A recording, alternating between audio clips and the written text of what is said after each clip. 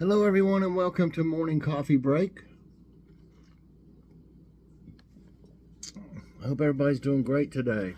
It's Tuesday, February 25th. Currently it's 44 degrees. High today is going to be 61. That is great.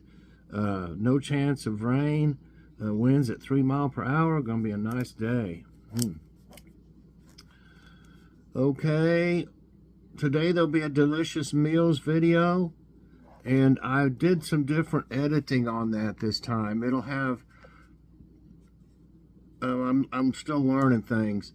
It should pop up on some of them. It runs all the way through until I figured out how to change the amount of time that it's on there. I'm talking about a pop-up saying what the meal is, because sometimes you might think, what exactly is that? I'm not for sure.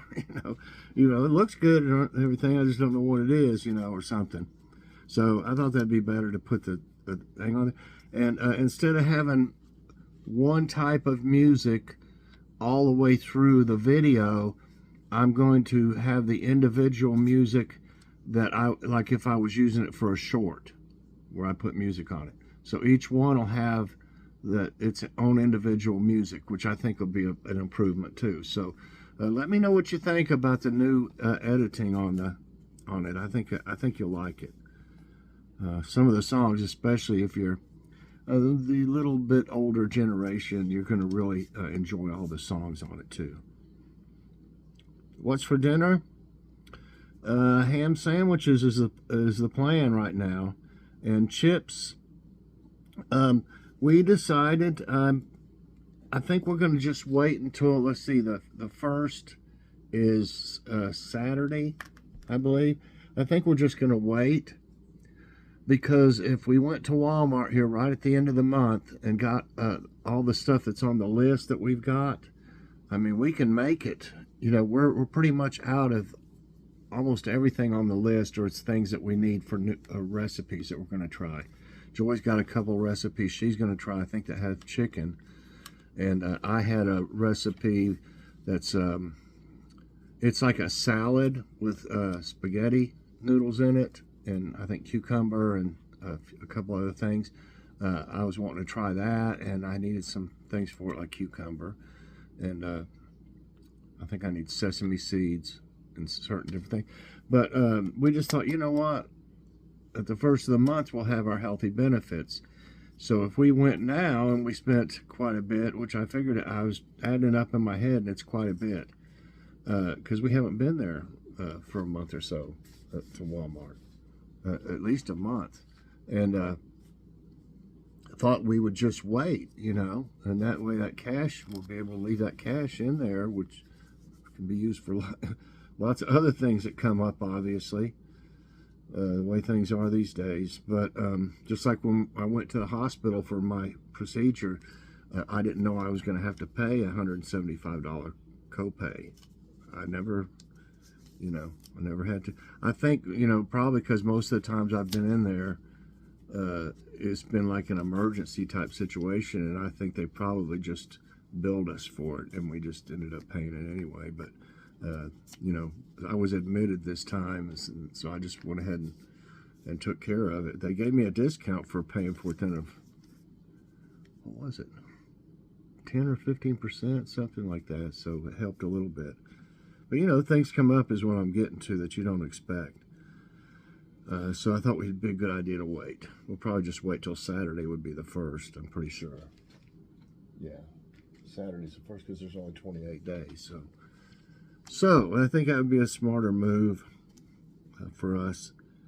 Okay, let's see what the jokes are like today. 8 a.m., too tired to think. Noon, too tired to think. 5 p.m., too tired to think. Midnight, how do dragons blow out candles? Yeah, when you're trying to go to sleep. That's what my mind just really races sometimes. Used to, it's always something that, you're just thinking about, like, especially when you have something coming up, like I had that thing and stuff, and sometimes I just can't not think about it. I try really hard, but okay, different things, just, do that to me. Bob and George are golfing when a bird flies overhead. Wow, what a big duck, Bob says. That's no duck, it's a goose, George says. No, it's a duck, Bob says. I say it's a goose, George says. And so the argument went. Duck, goose, duck, goose, duck, goose.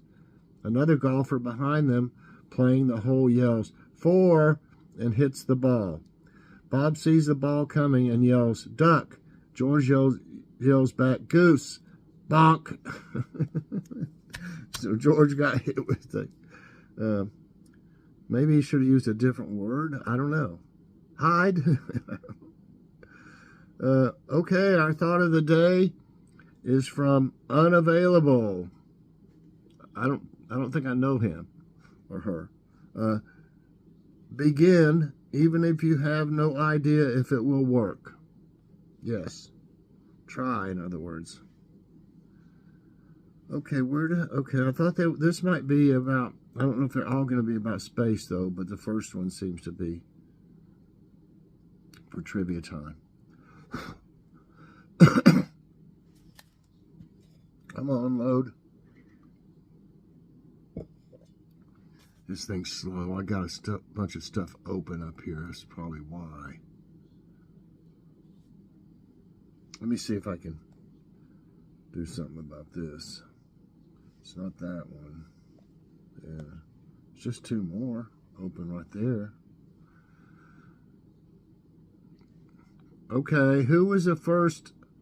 Did it not? Who was the first astronaut that first stepped on the moon in 1969? Charles Duke, Alan L. Bean, Buzz Aldrin, Neil Armstrong. I'm not really for sure, but my first thought was Buzz Aldrin for some reason. I might be wrong. It's slow. Come on. I don't know why it's being so slow. Come on. No, it's Neil Armstrong. That was what I thought second, like my second choice. On July 20, 1969, Neil Armstrong became the first human to step on the moon. He and Aldrin walked around for 3 hours. Wow. They did experiments. They picked up bits of dirt and rocks. They put a U.S. flag on the moon. They also left a sign on the moon. So I missed that. So now I know for sure. It's Neil. The Virginia Diner is known for what snack? The Virginia Diner is known for what snack? Chips, pretzels, crackers, peanuts. Man, I'm not for sure. I never heard of the Virginia Diner. I don't really know. Diner is known for what snack? Well, I'm going to go with chips. No, it's peanuts. Let's see about this. For nearly a century, the Virginia Diner has been serving up the crunchiest, most amazing Virginia peanuts and nut gifts. It all began in 1929 when the Virginia Diner first opened its doors out of a railroad dining car and started serving up meals and local peanuts. So it just goes on. They got real popular. I never heard of them, though. What was the name of the Czech Republic and Slovakia before 1993? Czechoslovakia, Slovakian Confederation, USSR, Slaviches Republic. Well, I say Czechoslovakia. Come on, answer. I'm being so slow today. Yes, it's Czechoslovakia. Czechoslovakia was a sovereign state in Central Europe created in October 1918 when it declared its independence from Austria-Hungary. On January 1, 1993, Czechoslovakia peacefully split into the two sovereign states of the Czech Republic and Slovakia as a result of national tensions among the Slavics. Okay. What type of information did a ticker tape provide? Y'all remember those? Paper coming out of it. Horoscope, coordinates, stock price, weather. Yes. And that reminds me of the movie Time Cop with Jean-Claude Van Damme in it. Time Cop, y'all remember that one? That's a classic. You know, they went back in time and there's this guy that was manipulating he knew what was going to happen, you know, in the future in the stock market. And so he would buy up a bunch of stuff that was like 10 cents a share or less or something, you know, crazy. And then it would be worth $1 trillion by the time, you know, went back into the future.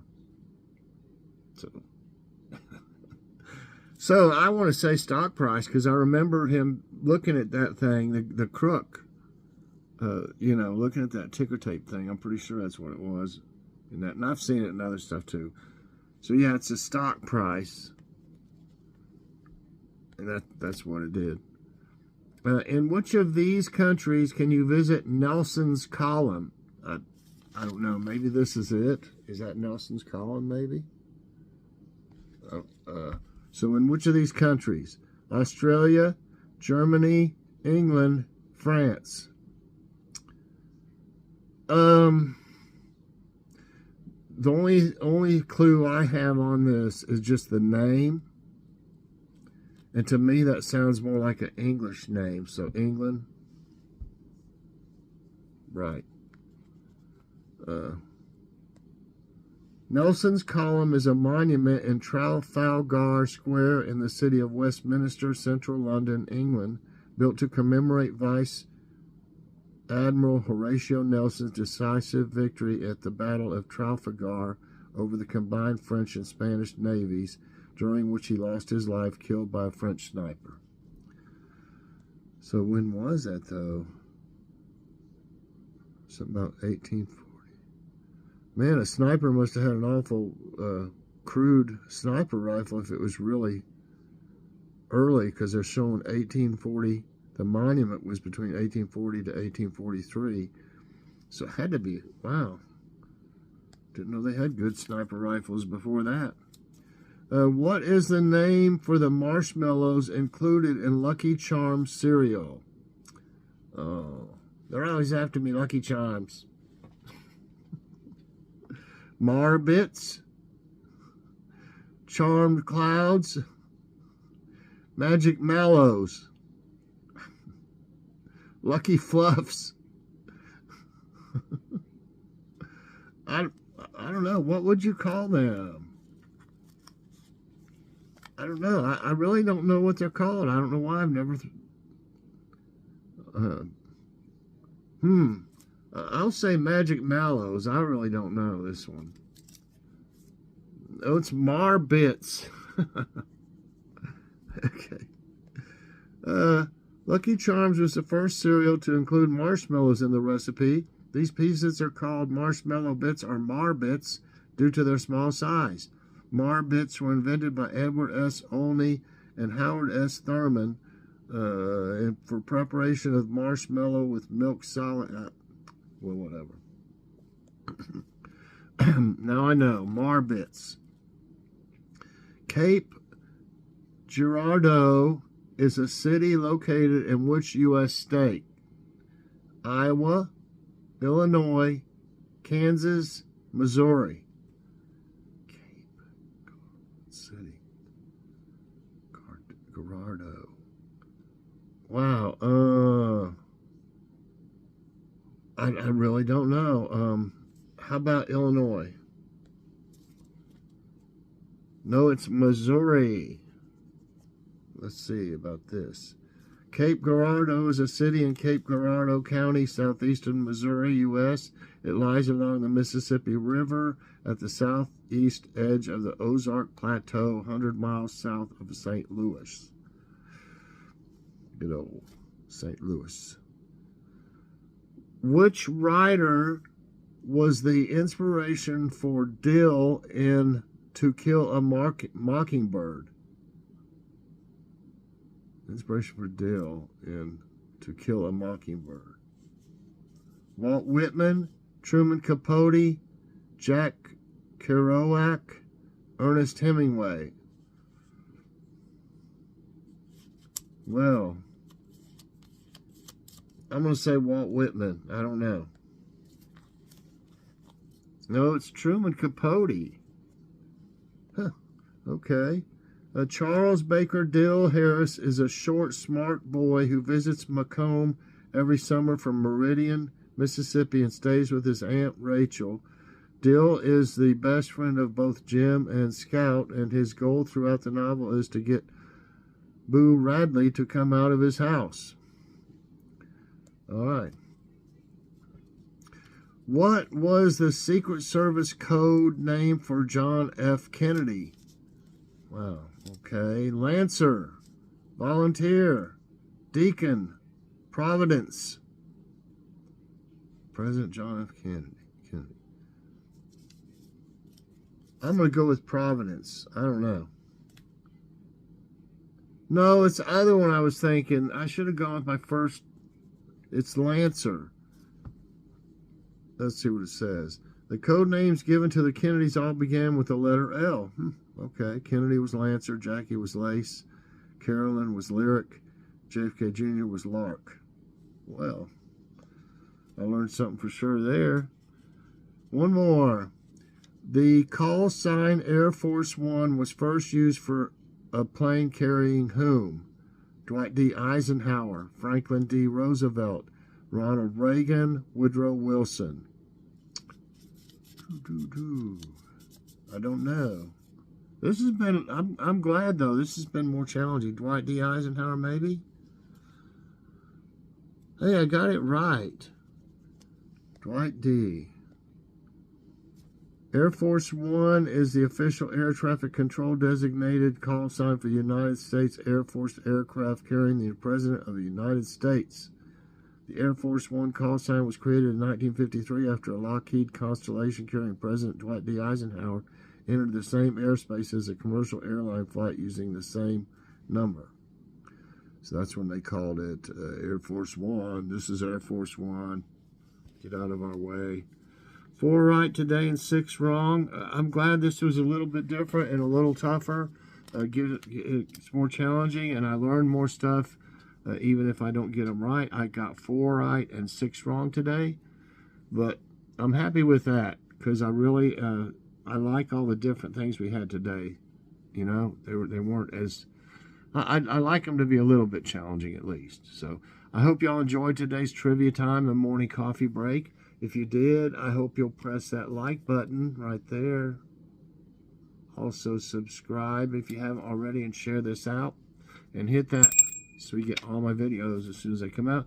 Check out Delicious Meals video today. I got different editing going on. I hope you'll like it.